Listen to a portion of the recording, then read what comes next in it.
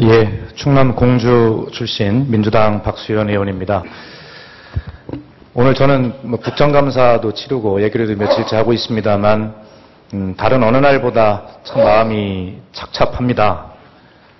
설레는 마음으로 이 예결위에 들어왔는데 예결위에서의 질의가 왜 그렇게 자꾸 마음에 걸리는지 좀 그걸 잘 모르겠습니다. 또 꿈과 희망으로 가득해야 될 초선의 입 아니겠습니까? 그런데 이 초선 의원의 입이 왜 이렇게 거칠고 험하고 무거운 말들로 가득 차야 하는가 참 정말 모르겠습니다. 어떤 역사학자가 그런 말을 했다고 합니다. 역사는 과거와 현재와의 대화이다. 이런 말을 했다고 합니다. 그렇기 때문에 저는 역사라는 것이 바로 미래를 내다보는 창이기도 하다. 저는 그렇게 생각하고 있습니다. 오늘 우리 세대가 살고 있는 이 오늘, 이 현실은 바로 우리 후손들이 살아갈 역사가 되기도 할 것입니다. 그렇기 때문에 우리의 오늘은 그들에게 역사일 뿐만 아니라 그들의 미래를 내다보는 창이기도 하다. 이런 생각을 하면서 우리가 오늘을 잘 살지 않으면 우리 후손에게 미래가 없겠다. 이런 생각을 가지게 됩니다. 그러나 정말 철저하게 무너져 내리고 있는 오늘의 이 민주주의 현실을 보면서 이 역사가 우리 후손에게 바로 그들에게 무엇을 가져다 줄 것인가 하는 그런 생각을 하게 되면 정말 국회의원으로서 또 기성세대로서 선배세대로서 정말 여러 가지 생각을 하게 된다라고 하는 말씀을 좀 드려보고 싶습니다. 지난 대통령 선거에서 박근혜 대통령과 경쟁했던 후보들의 오늘을 한번 봅시다. 존경하는 윤관석 의원께서 어제 말씀을 하셨지만 박근혜 대통령은 영국에서 황금마차를 타고 계셨습니다. 그날 바로 경쟁했던 문재인 후보는 마치 어떤 혐의라도 있는 것처럼 검찰에 소환되었습니다. 또 다른 한 후보는 정치적 벼랑 끝에 서 있는 것이 오늘 우리 민주주의 현실입니다.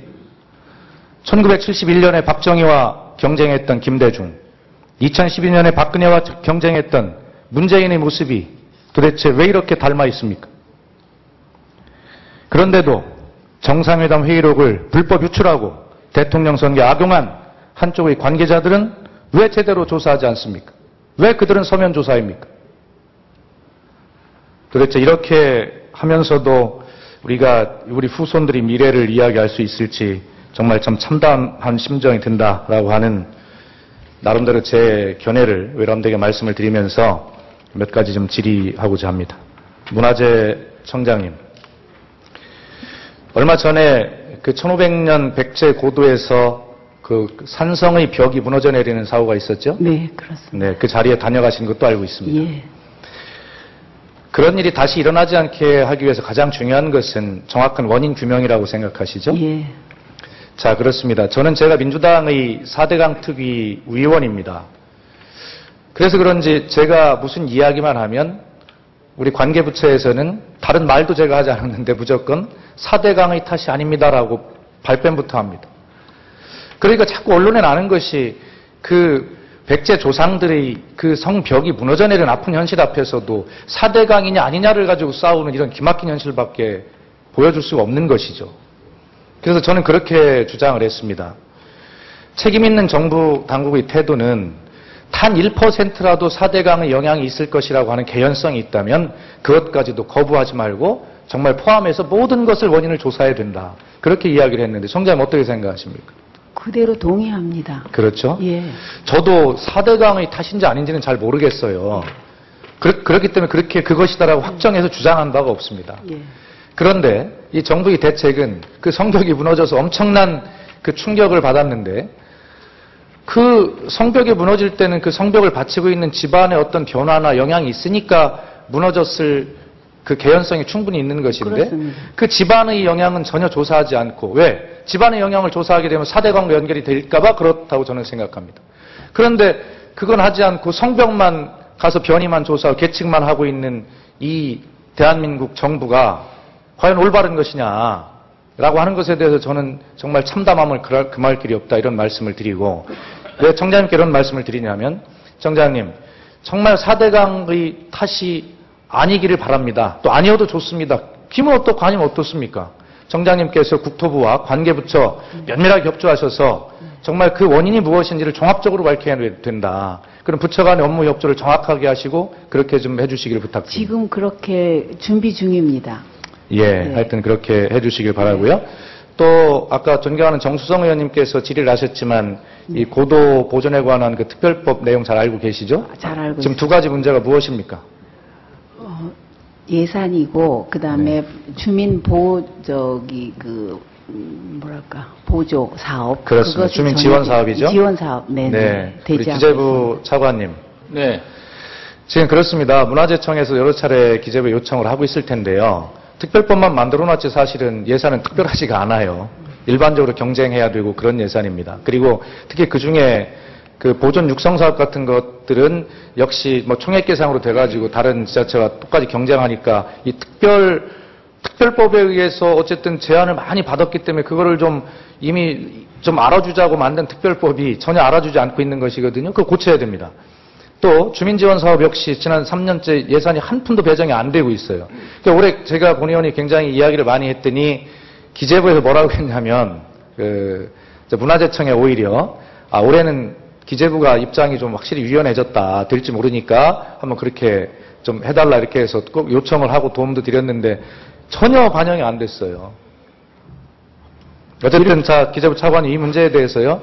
뭐 지금 답변은 제가 잘 압니다. 알고 예. 있으니까 이 문제는 제도적으로 고칠 수 있도록 기재부가 문화재청의 건의를 받아 진짜 노력해야 된다. 문광부와 함께. 그렇지 않으면 특별법을 만드는 한 가지 말씀을 꼭 예. 드려야 될 것은요. 네. 어차피 이제 아까 정수성 의원님께서도 이제 비디오를 통해서 보여주셨지만 이것이 이제 문화재 보존 지구에 대한 문화재 정비 사업이 제대로 효율적으로 되면 상대적으로 주민들한테 불편이 덜어지는 거 아니겠습니까? 그러면 문화재 보존 지구에 대한 정비 사업이 보다 효율적으로 된다는 전제하에서 주민지원 사업이 돼야 되는데 그게 현실적으로 되어지지 않는다 그러면 주민지원 사업은 계속 늘어날 것입니다. 그래서 저희가 그 하더라도 주민지원 사업에 대해 고려를 하더라도 문화재 보수 정비가 효율적으로 집행될 수 있는 어떤 획기적인 방안이 마련돼야 된다고 생각합니다. 기재부가 그런 것들을 더 고민하겠습니까? 문화재청이 더 고민하겠습니까? 문광부가 고민하겠습니까? 기재부보다는 그쪽이 더 고민하겠죠. 고민하는데도 안 고쳐지는 부분이 이제 문제가 되는 거죠. 자, 그러니까 기재부 차관님께서는 어쨌든 문광부나 문화재청에서 그런 부분과 관련해서 건의하고 협의하는 이런 문제에 대해서 예산 논리를 그런 논리로 이렇게 뭐 포장하실 수도 있는데 그렇게 아주 진심으로 한번 협의해 보시고요. 예, 또 차관님한테 하나 더 여쭤볼게요. 지금 그 도청 이전 사업들이 이제 진행이 되고 있어서 법도 이제 5개나 지금 나와 있고요. 본의원도 대표 발의를 했는데 자, 이 도청 이전이라고 하는 것은 국가의 어떤 행정행위, 정책 결정에 의해서 하는 일 아니겠습니까? 네. 자, 그렇기 때문에 전남도청 이전처럼 전액 다 국비로 뭐 해달라 그런 이야기는 아닙니다. 전남도도 그렇게 했지만, 그러나 적어도 지방자치단체 지금 재정이 그렇게 어려운데 이거를 가서 국가의 정책 결정 행위로 하면서 한 40%밖에 지원 안 해주고 나머지 지자체에서 알아서 하라. 이런 거는 좀 무책임하다고 생각이 되는데 제 생각은 이렇습니다. 그래서 법안심사 소위원장이 정부가 무턱대고 안 된다고만 자꾸 대책도 안 내놓으면서 대안도 제시를 안 하고 무조건 이쪽에서 제안하는 거 안 된다라고 계속 막고만 있잖아요. 그죠? 답변도 안 하고 있습니다. 8월 말까지 그래서 답변을 하라고 했더니 여태 답변 안 하고 있어요. 그래서 이제 좀 전향적인 입장을 가지고 솔직하게 좀 어느 선까지는 되고 안 되고 이런 문제를 좀 빨리 해서 이거 빨리 털고 가야지. 언제까지 이렇게 갈 겁니까? 의원님 잘 아시다시피 도청 이전 사업에 대해서는 전적으로 지자체 사업임에도 불구하고 국회에서 법을 만드셔서 저희가 청사하고 진입도로 50%에 대해 지원을 하고 있습니다. 여기다 더 추가로 지원하는 문제에 대해서는 좀 더 심각한 고민이 있어야 될 것 같고요. 아까 전남도청 케이스는 전남도청은 그 도청 자체가 그 하여튼 뭐 굉장히 국가적인 중요한 그 문화재 비슷하게 지정이 됐기 때문에 불가피하게 그렇게 된 것으로 알고 있습니다. 자, 충청남도 도청도 문화재 지정을 받은 것입니다. 그건 국가적인 문화재는 아니에요. 어찌 됐든 간에요. 예. 그래서 그런 역사적 가치가 있는 그러한 곳입니다. 그것도. 그래서 그런 것들을 종합적으로 예산 논리 뭐 어려운 사정 충분히 알겠지만 좀 전향적 자세를 촉구합니다. 그렇지 않으면 이것을 해결할 방법이 없습니다. 자, 그렇게 좀 해 주시리라 믿고요. 그 다음에 우리 문화재 청장님께 다시 한번 제가 네. 좀 기회를 드리면 예. 이 고도보전 특별법에 의한 4개 고도 사업에 관해서 청장님께서 이 자리에서 하실 말씀 있으시면 좀 짧게 하셔도 좋습니다.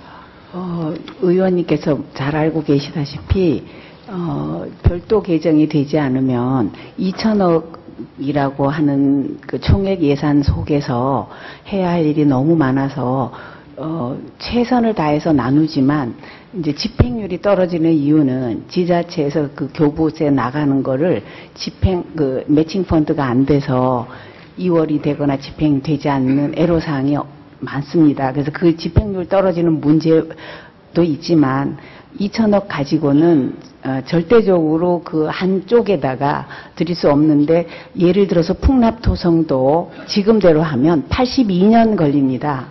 아무리 효율이 높아도 안 되는데요. 고도보존 사업도 그렇게 마찬가지로 70년 정도 걸립니다. 그래서 저희 역량 바깥의 일이라고 밖에 말씀드릴 수 없겠습니다. 저는 좀 다른 견해를 갖고 있습니다만 하여튼 협의를 하겠습니다. 네, 박수현 의원님 수고하셨습니다. 다음은 존경하는 안종범 의원님 질의하시겠습니다.